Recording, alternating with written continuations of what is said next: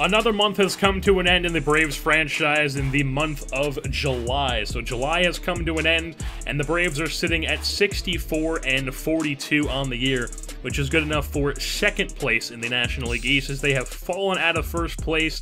The Washington Nationals had a great month of July, and the Braves kind of had a struggling like halfway through the month. They started off pretty decently, they finished strong in the month, but the middle of the month kind of cost them that spot in first place. They ran into a couple good teams, and they just couldn't get many wins there, as there was a series against the Cubs where it was a bunch of just one-run losses. But they did finish the month strong, and they are still only a one game out of first place, and they are still the first team in the National League wild card. So right now they're in a playoff spot nonetheless, and that's what matters. And as we're hopping into this monthly recap, we're going to start things off with something I forgot to include in last month's monthly recap. In the MLB entry draft, the 2018 version. As always, in these things, obviously I'm not going to be going over their attributes in this video, because the majority of these guys will be getting prospect profiles. And if I showed you their attributes right now, it would completely destroy the purpose of the prospect profiles. And with that being said, our draft picks in 2018 were outfielder Leon Fenn, 21 years old, B potential. Outfielder George Fernandez, 19 years old, B potential. Third baseman Desmond Schaefer, 22 years old, C potential. Outfielder Brandon Bunch, 18 years old, B potential. Third baseman Earl Benjamin, 18 years old, C potential. Starting pitcher Jose Robles, 19 years old, C potential. And then our last round pick was the second baseman Jeffrey Croft, but he was complete garbage and was not signed. And as far as injuries go on this Braves team, I mentioned in a previous episode that Aaron Blair has been injured, and that is a big reason why one of the trades that we made was what we made. But we're going to start things off with the other trade in the Jung Ho Kang trade. So, Jung Ho Kang, why did we trade for him? Well, one, I thought we needed another power bat in the lineup, and I thought we could use an infielder, so I went out and traded for Jung Ho Kang. Now that Ozzy Albies is down in AAA development still, Wilfredo Tovar was our starting second baseman, and I'm fine with him being a starting second baseman, but wasn't the most ideal candidate to start there. So what's happening is Marwin Gonzalez is shifting over to second base because he can play freaking everywhere. So he's at second base now, and Jung Ho Kang is shifted from a shortstop to third base. And his overall has jumped from an 80 to an 86 because I shifted him to third base. So Kang, he's going to be hitting in the cleanup spot with his big power bat, hitting behind Freeman. Definitely a more threatening bat to bat behind Freeman than Matt Kemp, who has dropped down to, I believe, 6th or 7th in the order, as he is definitely not having the best of seasons. And despite Kang struggling so far this season with the Pirates, I'm hoping that he's going to be able to turn things around, as he is on fire currently, so he is starting to pick things up. But hopefully the second half of the season can be a lot more productive than his first half, as the first half he's only hitting .235 with a .313 OBP and .433 slugging. His power numbers are good though, with a 16 home runs, 40 RBI driven in, even though RBI is just not a good indicator of if a player is performing well. But the 16 home runs is definitely promising, and hopefully he can turn things around in a more well-balanced lineup, as opposed to the Pirates, who just weren't really a good team at all. And Kang is in the last year of his contract, but I am confident that we are going to be able to bring him back, because the plan is to bring him back for at least one more season, possibly 2, possibly 3. I'd say the more likely scenario is 1 or 2. I'm not sure about 3, because he is 30 years old. I don't want to keep him around for too long. But it is a possibility that we are going to sign him in the offseason. And as far as who we traded for Kang, that is Sean Newcomb, a B potential starting pitcher, a left-hander, and Adonis Garcia, who was just kind of like a throw-in the trade, just the guy they can play in the major leagues now that they lost Kang as an infielder.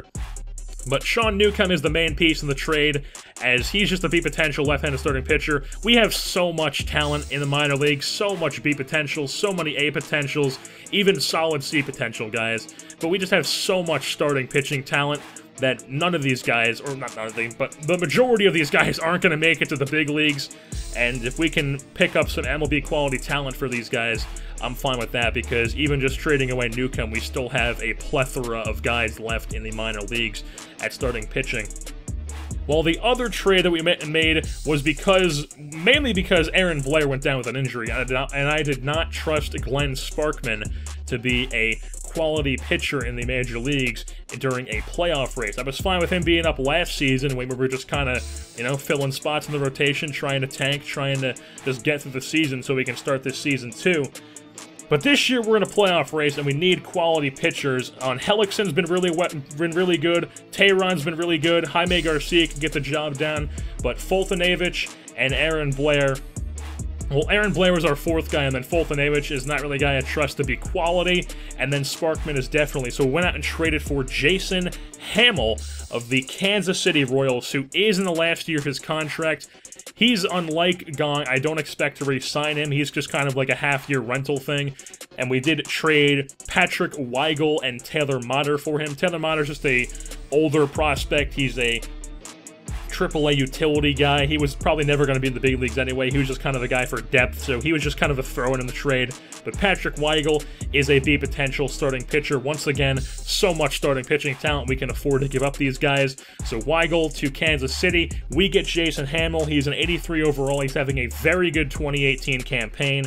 In 118 innings pitched so far this year, he has a 2.90 ERA, sub-3, and a 1.29 whip, which is pretty solid.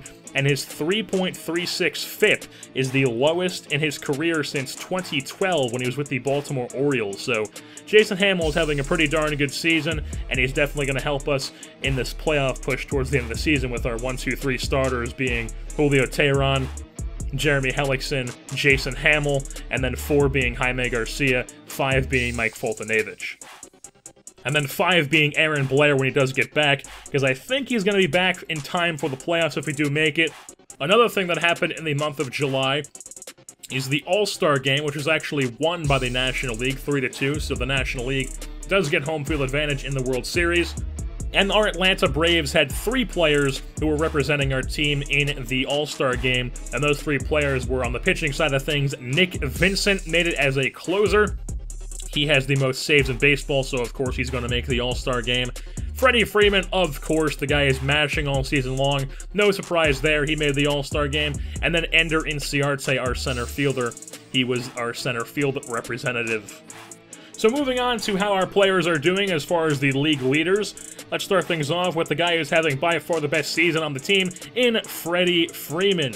He is 4th in the National League in average with a .320 clip. 128 hits is tied for 4th in the National League. His 42 home runs entering the month of August is 1st in the National League. Nobody's even close to him. 114 ribbies is also 1st. 72 runs, that is 1st. There's somebody running his tail, but right now he is in 1st. His slugging percentage at .678 is 1st, and his 1.077 OPS is also 1st in the National League.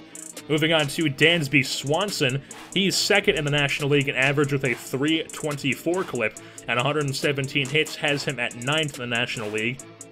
Ender Inciarte has 122 hits in that leadoff spot for 8th in the National League. 66 runs is tied for 8th, and then his 22 swiped bags are 6th in the National League. Marwin Gonzalez has been a doubles machine on the season.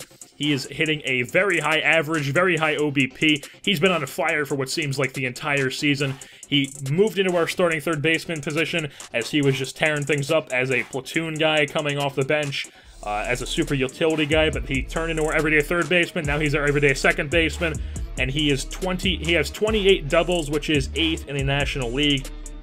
Moving on to the pitching side of things, Nick Vincent, like I mentioned, is 1st in the National League with 32 saves. He doesn't have the best ERA, hasn't been too good in the sim games, but, you know, he's got the saves to back that up, but even though saves isn't really a super great stat to tell how a guy is pitching, he is getting the job done in the 9th and getting those saves on a playoff team as it stands right now. Jeremy Hellickson, a 2.43 ERA, is 6th in the National League, and his 1.08 whip is 10th. Like I mentioned, he's having a very good season in his first season with the Braves. Jaime Garcia has been keeping the ball in the ballpark all year long.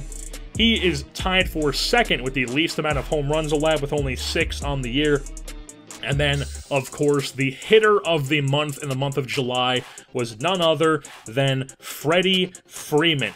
101 at-bats, 337 batting average, 16 home runs, and 38 ribbies in the month of July. He tore it up. And taking a look at the minor leagues, taking a look at our friend Ozzy Albies, he has 106 at-bats in AAA with a 245 average, so he's not really hitting too well in AAA. Hopefully he can pick things up, as I do plan on having him as my starting second baseman in 2019. I think he'll be definitely more improved by the time 2019 comes around. And as far as where Marwin Gonzalez stands, well, I mean, I want to bring him back. I want to bring Gong back, and if we do, Albies would be second base, Gong would be third, and Marwin Gonzalez might play left, might play right. I do plan on trying to trade Matt Kemp in the offseason, even if it's just for a swap for a veteran, or just like a really bad trade. I just want to get that contract off this team. I do plan on trying to trade him. Danny Valencia, he's on a one-year deal. I don't think I'm going to bring him back, but if we do, we do. If we don't, we don't. And if we don't, then Marwin Gonzalez, if I do bring him back, he'll probably be left field. There's a lot of question marks heading into the offseason. We still have a few months of the season left, though, and we have a playoff race that we are in the midst of. So let's not worry too much about what's going to happen in the offseason, but those are sort of like a little thing to get you excited about the offseason, as there are some question marks heading into this team for next season. So with that being said, that's going to wrap things up here for this edition of the Atlanta Braves franchise. I've been your host, Jersey Born, and I'm saying goodbye. She's the one she'll always be.